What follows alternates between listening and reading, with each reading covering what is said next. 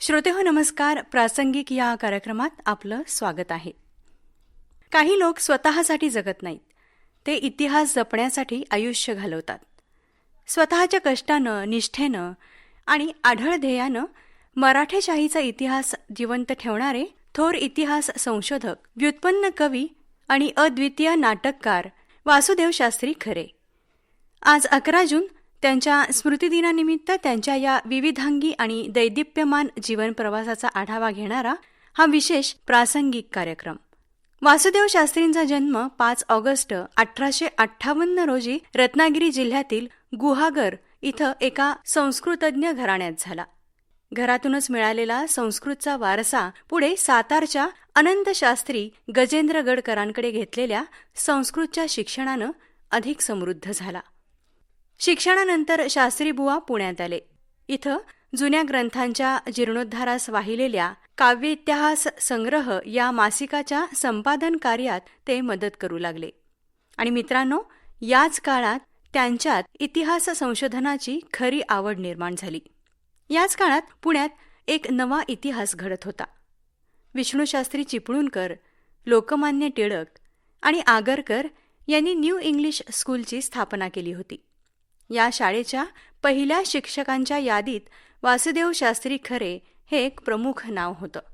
इथंच लोकमान्य टिळक आणि खरे शास्त्री यांच्यात एक वंदनीय गाढ स्नेहाचा बंध निर्माण झाला.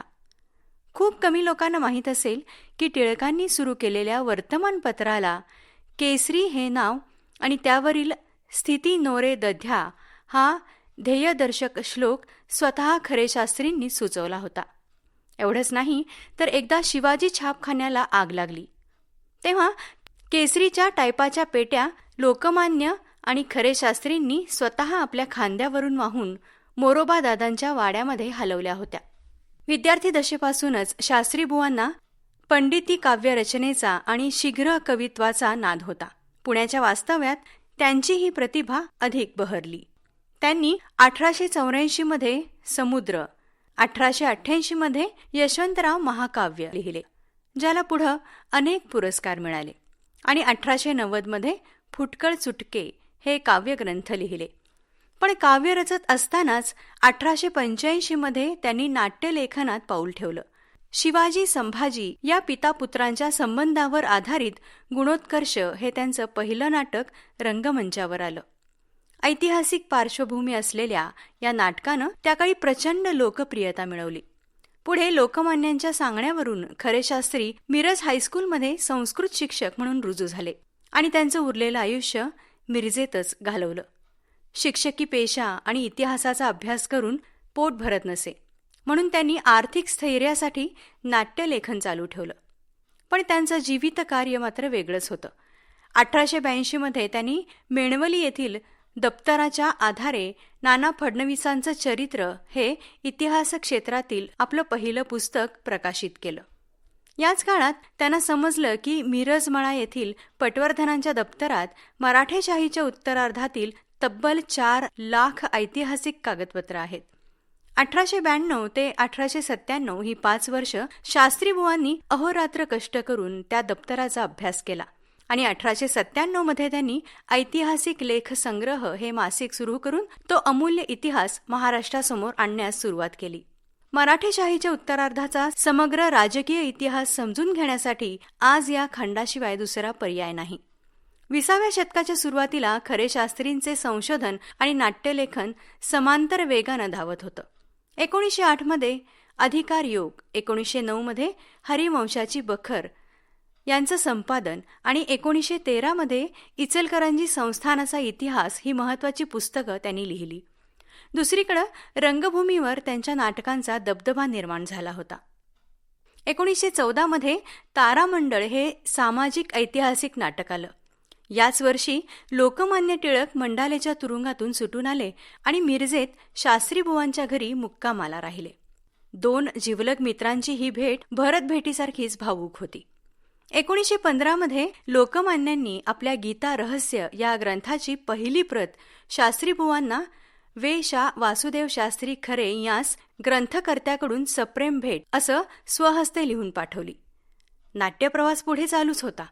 1917 कोल्हापुरात चित्रवंचना आणि स्वदेशाभिमान जागृत करणारे संगीत कृष्णकांचन ही नाटकं आली. त्यानंतर 1919 त्यांनी छत्रपती शिवाजी महाराजांच्या जन्मपूर्वीच्या महाराष्ट्राचं दर्शन घडवणारं शिवसंभव हे संपूर्ण ऐतिहासिक नाटक लिहिलं, ज्याचं आकर्षण पुढे व्ही शांताराम यांनाही होतं.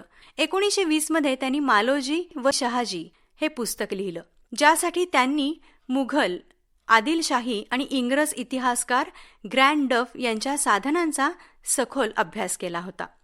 जानेवारी 1922 अमरावती इथं बलवंत नाटक मंडळींनी खरे शास्त्रींचं संगीत उग्रमंगल हे नाटक रंगमंचावर आणलं. या नाटकानं मराठी रंगभूमीवर एक नवा इतिहास रचला, कारण इथूनच शास्त्रोक्त नृत्याचा पाया मराठी नाटकांमध्ये घातला गेला. मास्टर दीनानाथ मंगेशकर यांनी या नाटकात पद्मावतीची भूमिका केली होती. सुखदेव प्रसाद यांच्याकडून कथ्थक शिकून दीनानाथांनी यात केलेली नृत्याभिनयाची जुगलबंदी अफाट गाजली. छांडो छांडो बिहारी ही ठुमरी ऐकून स्वतः खरे शास्त्री इतके खुश झाले की त्यांनी दीनानाथांची दृष्ट काढायला सांगितली. 11 जून 1924 दुर्दैवानं या दिवशी महाराष्ट्राच्या या महान पुत्रानं, इतिहास यात्रिकानं जगाचा निरोप घेतला. पण त्यांचं कार्य तिथं थांबलं नाही. शास्त्रीबुवांच्या मृत्यूपर्यंत ऐतिहासिक लेख संग्रहाचे 12 खंड प्रकाशित झाले होते. त्यांच्या निधनानंतर त्यांचे सुपुत्र यशवंतराव खरे यांनी अपार कष्ट उपसून वर्गणीदार गोळा करून पुढील 3 खंड संपादित करून प्रकाशित केले. तसंच 1927 शास्त्रीबुवांचं मराठी राज्याचा उत्तरार्ध खंड 1 आणि 1930 देशकंटक हे नाटक मरणोत्तर प्रकाशित झालं. नुकतंच 2024 शास्त्रीबुवांचं स्मृतिशताब्दी वर्ष साजरं झालं. मिरज इतिहास संशोधन मंडळाच्या वतीनं मानसिंगराव कुमठेकर आणि इतर अभ्यासकांनी शास्त्रीबुवांच्या घराण्यातून त्यांचे पणतू वासुदेव खरे यांच्या सहकार्यानं एक मोठा ऐतिहासिक खजिना शोधून काढला आहे. यात शास्त्रीबुवांची हस्तलिखितं, जदुनाथ सरकार यांच्या मुघल इतिहासावरील त्यांच्या नोट्स, नाटक कंपन्यांसोबत केलेले करार आणि वि. स. खांडेकर, न. चि. केळकर, गो. स.